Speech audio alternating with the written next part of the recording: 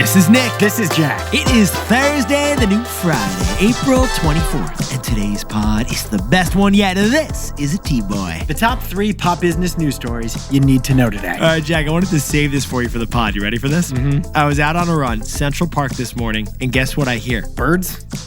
What'd you hear? Hey, Jack, guac is always extra. A Yeti thought that you were me? A Yeti yelled that from a cab. First of all, I was like, great catchphrase. Second of all, I was just like, whatever. They think I'm Jack. I'll roll with it. I love it. It's a compliment. I love that story. Thank you for sharing. Does not get any better than that. So whoever that Yeti was, hope you got to the meeting on time.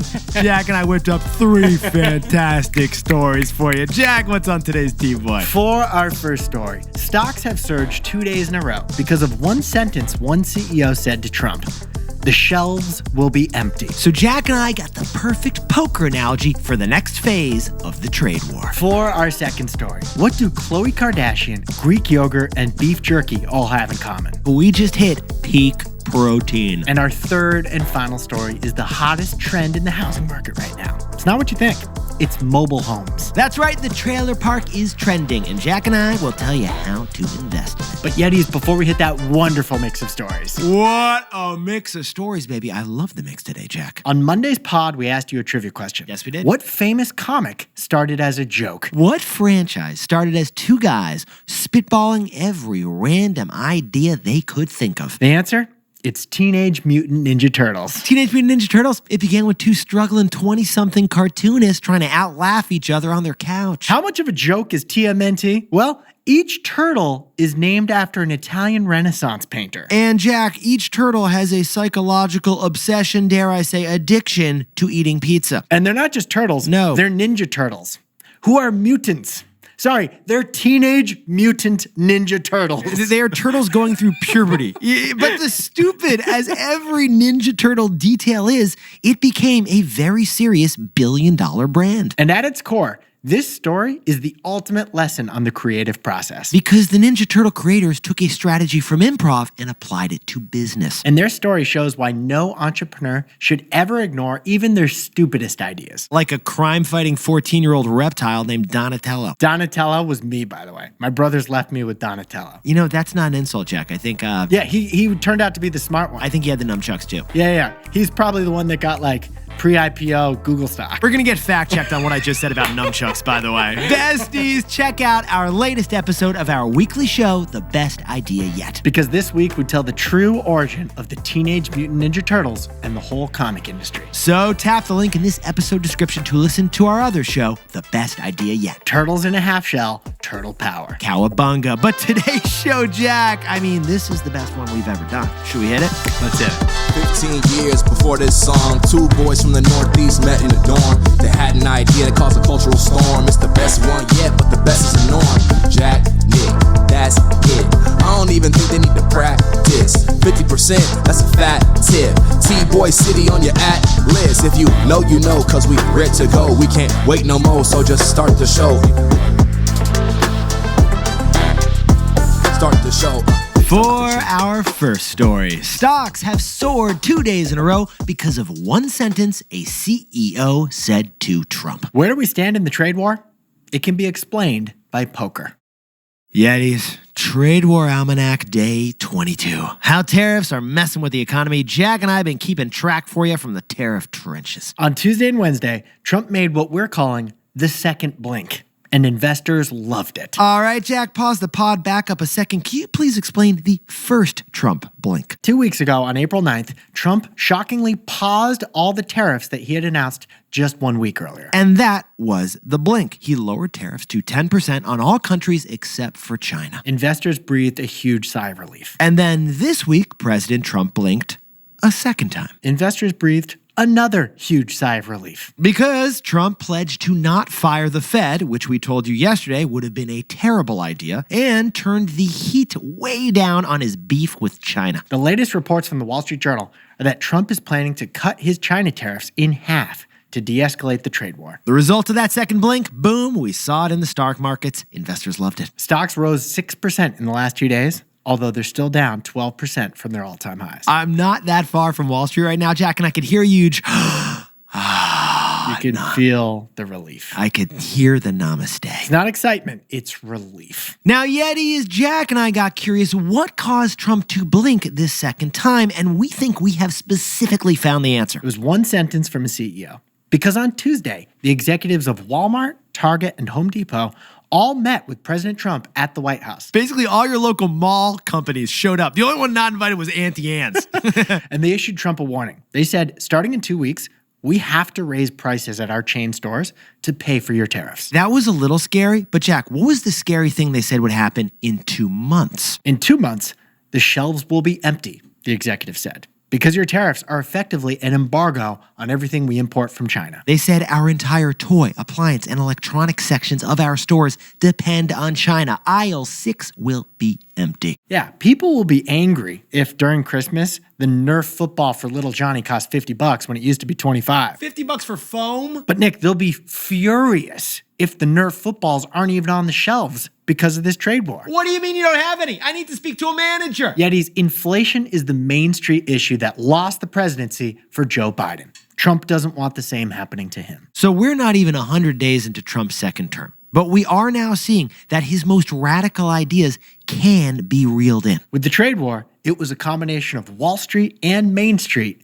doing the reeling in. And one big namaste this week. So Jack, what's the takeaway for our buddies who are everyone watching the trade war? If the trade war is a poker game, did China just call our bluff? Now, Yetis, let's hit the poker table right now. In Trump's mind, he probably expected China to beg for tariffs to be ended. To use the poker analogy, Trump went all in with 145% tariffs on our biggest trade partner. But China's looking at the cards and looking at Trump's moves, and instead of folding, China just said call. Clearly, Trump did not expect that. So what's next? The White House says they're negotiating with virtually every country in the world. All of them. The White House says they're working on 100 different bilateral trade deals. But you gotta wonder, Jack, whether we have lost leverage in these negotiations to get good trade deals. Because at this point, Trump's biggest threat, all-out trade war, looks more like a bluff. For our second story, a Kardashian, a yogurt factory, and a beef jerky are all related in one fascinating way. They're driving the top trend in the food industry. Oh, Jack, what's that saying? The devil works hard, but Kris Jenner works harder. Honestly, Yetis, if you're in the Kardashian family and you haven't launched a direct-to-consumer brand, you're going to get disowned.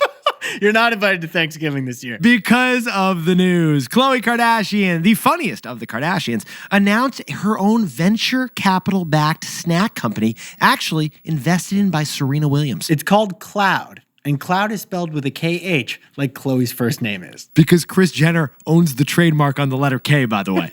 Now, the first product of this new Khloud snack brand, it's a popcorn, yes, but it's sprinkled with cloud dust. Also spelled with a K-H. A proprietary mix of milk-based protein powder that is covering the popcorn. In fact, every snack launched under the Khloud brand will feature Khloud protein dust. It is the secret ingredient to this brand, very much literally. And Khloud popcorn, as a result, is going to have twice the protein of typical popcorn. As well as a distribution deal with Target, making it the only popcorn that is growing biceps while you eat it. If you put your hand in the bag, it will bench press your face. It actually is also part of a broader trend of the feminization of protein. This isn't a tub of protein that you scoop into your shake like Saxon Rattler. But pause the pod for a second, Jack, because this Kardashian protein popcorn ain't the only protein-rich story we've noticed right now. Chobani, the yogurt company, just said, hold my spoon. That's right, because this private upstate New York yogurt brand revealed their financials publicly for the first time. They make $3 billion in annual revenue last year, with $500 million in profits, and Chobani is reportedly planning to IPO again. Plus, Jack, they're building a new $1 billion factory. And why are they doing all this? Because yogurt sales are surging right now, faster than you can milk a cow. Yeah. Oh, but pause the pod one more second, Jack, because it's not just that protein-packed yogurt that is jumping in on the protein trend, is it? The fastest growing snack brand in America right now is Chomp's Beef Jerky. That's right. A beef jerky brand saw their sales triple in the last year. They didn't snap into a Slim Jim. They disrupted it. Okay, so Jack, I'm going to add all this up right now. We got Khloe Kardashian's popcorn. We got Chobani yogurt. We got Chomp's beef jerky, all at all-time highs. I mean, have we hit peak protein? High protein is the new low calorie. It's like Atkins and keto had a CrossFit baby. Oh, and we can back this up even further with the numbers because high protein Google searches also just hit an all-time high. And The Economist magazine says that 64% of Americans want to eat more protein. So besties, right now, it looks like America wants to sprinkle cloud dust on steak, wash it down with a bite of Saxon Ratliff's glutes, and Jack, I don't know what's going on. What is going on, man? These high protein snacks, they're up not because people are working out more. They're up because of Ozempic. Oh, we're going to need a takeaway. So, Jack, what's the takeaway for our buddies who are everyone searching for protein? In the era of Ozempic, we now have permafads. Not permafrost, permafats. Now, Yetis, Jack and I have told you before, the three industries most vulnerable to fads are the three Fs. Fashion, fitness, and food. The three Fs. Whatever the hot trend in those industries are, chances are it's going to be gone in 2 years. It was just a fad. But here's the interesting thing. For all three of those F-letter industries, that could actually change with Ozempic. Because the weight loss drug Ozempic is a once-in-a-century innovation, and it looks like it's here to stay. Like 10% of Americans are on it right now. And Ozempic's impact on our bodies, it also affects fashion and fitness and food. Now, we're not saying that Khloe Kardashian's protein-sprinkled popcorn is here to stay. Right, because that's a product that's piggybacking on the trend, right? They are literally sprinkling it on. That might be a fad. It sounds like a fad. But yogurt, a product that's been here forever, already existed. Its high protein appeal could have permanence in the era of Ozempic. And you already have a behavior buying it. So food, fashion, and fitness have always had a fad du jour. But in the era of Ozempic, we might just get some permafads. Hey Yetis, if you're a bestie, take a sec and hit that subscribe button. And like this video while you're at it. If you leave a comment, by the way, we'll read it.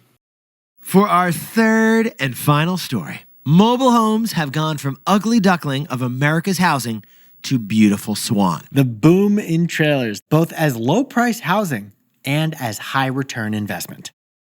All right, Jack, let's start by sprinkling on some context. 2011, The Atlantic magazine published a piece calling mobile homes America's fastest dying business. How did that article age? Things are completely different now. Yeah, totally different. In 2025, we just saw this article published by Business Insider. It was titled Trailer Park Treasure. Because back in 2011, the trailer park industry had shrank by 70% in the previous decade. But today, the trailer park industry just finished a decade of 60% growth. That's right, besties. Mobile homes, aka manufactured housing, aka trailers, have experienced a 180-degree turn that would make Joe Dirt proud. From shrinking to growing. And the reason is pretty obvious. Crazy high rent prices and crazy high home prices across America, trailers are the most affordable way to live. 21 million Americans live in them already, but that number is expected to grow as the industry wakes up. And trailers, they're probably recession-proof too. But Yetis, as long as I have known Jack, he has had a deep obsession with land. Yes, I have. He's loved land. Yeah. I don't know why you love land, but I'll tell you why I love land. It is a truly scarce asset. very acute answer. I wasn't expecting, but I like it. So Jack, because you love land, can you please drop us some numbers that explain this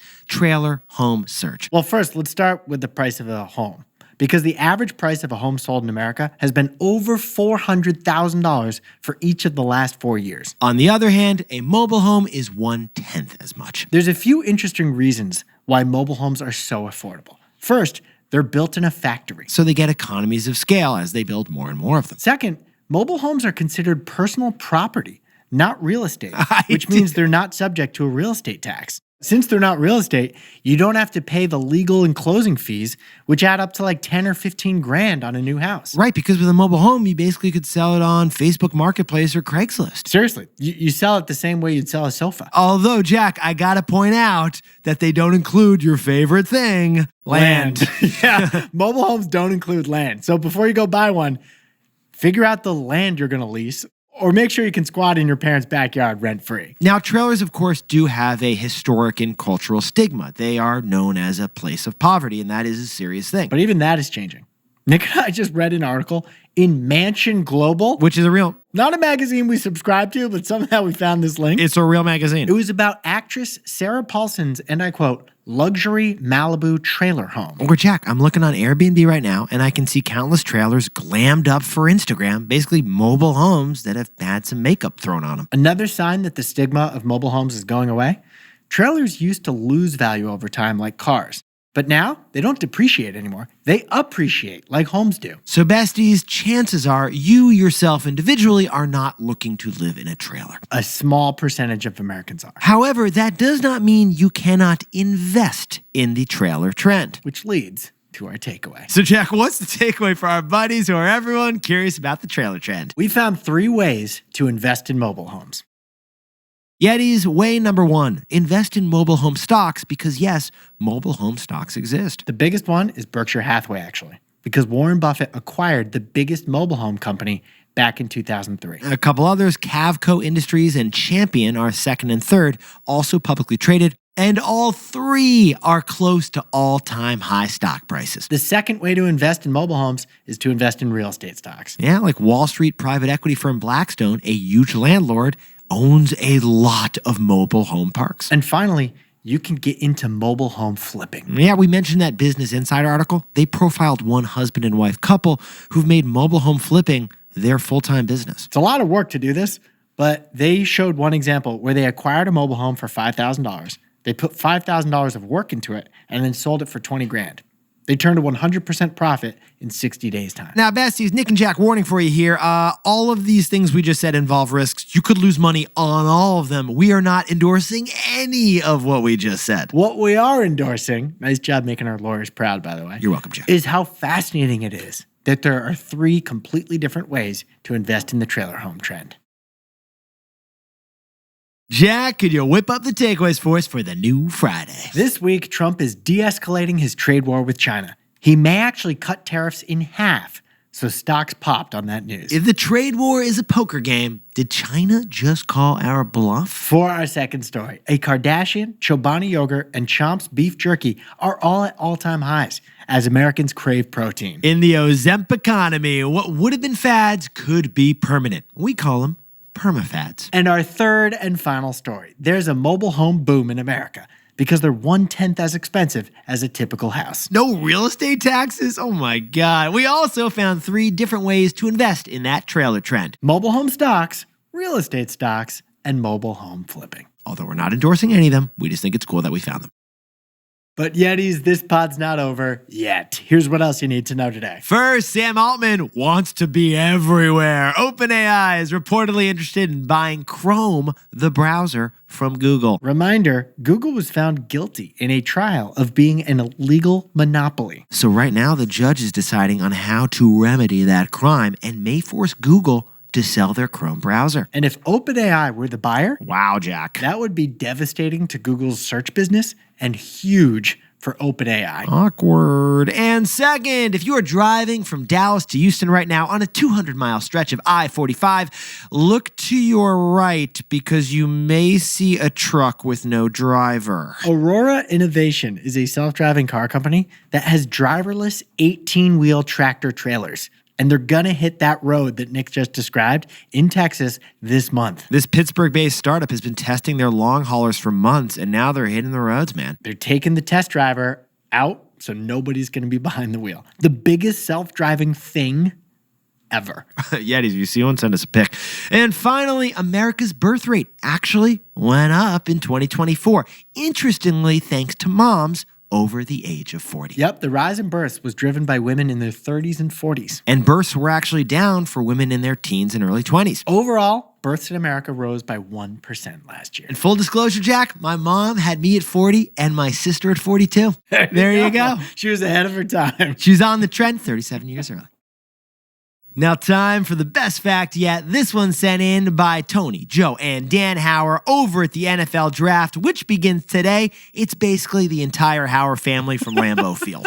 Yeah, the draft is at Lambeau Field in Green Bay, Wisconsin this year. Now, if you want to impress your buddies, you can let them know that 16 of the last 24 number one picks in the NFL Draft were which position, Jack? Quarterback. That's right. 66.7% of those number one picks were QBs. But if you want to not impress anyone, don't do what the Vikings did in the year 2003. Yeah, that's right. The Minnesota Vikings ran out of time when they were trying to make their pick. Two teams were like, oh my God, the Vikings missed their moment. Quickly, draft that guy so the Vikings can't. The Vikings literally missed their pick because they weren't paying attention to the clock. Yetis, you look fantastic over there. Jack, you look land. It's the only truly scarce resource. Now, besties, now that you finished the show, the best thing you can do is head over to our weekly show, The Best Idea Yet, where we have our best episode yet. I mean, it's about the Teenage Mutant Ninja Turtles. Oh my God. My brother Nick was Raphael. My brother Tuck was Leonardo. I would have loved to be Michelangelo, but they told me I was Donatello instead. Jack, I only wore Ninja Turtle underwear. The only underwear I would wear for like 4 years. Different pairs, but like it had to have turtles on it. If you're loving this nostalgia, tap the link in our episode description because it's a wild episode. And a great lesson on creativity. Jack and I will see you there. Enjoy the show. And before we go, a happy birthday to Yeti Penny Hugh in Belmont, California, the most valuable penny yet. And happy 35th birthday to Anya Kern in San Francisco, who's celebrating in Japan. Not too shabby. And Tori Baker in Skinny Atlees, New York, is graduating from Cuse a year early. Congrats, Tori. Enjoy the birthday. And congrats to Jose Ruby from Indianapolis, who just updated his wardrobe. Looking fantastic. And Elizabeth Dietrich just followed up to our fire truck story, Jack, with an update that Congress is looking into fire truck monopolies and how the pricing has gotten out of control. I love that Congress is looking into that. And I love that Elizabeth shared it with us. And Benjamin Hawkins was so inspired by our episode of The Best Idea Yet on Peeps that he created an entire slideshow presentation on the story. Holy cow. That's Wait amazing. till you see this thing. He shared it with us, Jack. I'll send it to you after this. It is wild. It is a whole PowerPoint. I'm excited to dive in. Thank you so much, Benjamin. We love what you created. And congratulations to the 16-year-old Juan Seyoga, who just got a new job down in Envigado, Colombia. This is Jack. I own stock of Berkshire Hathaway, and Nick and I both own stock of Airbnb.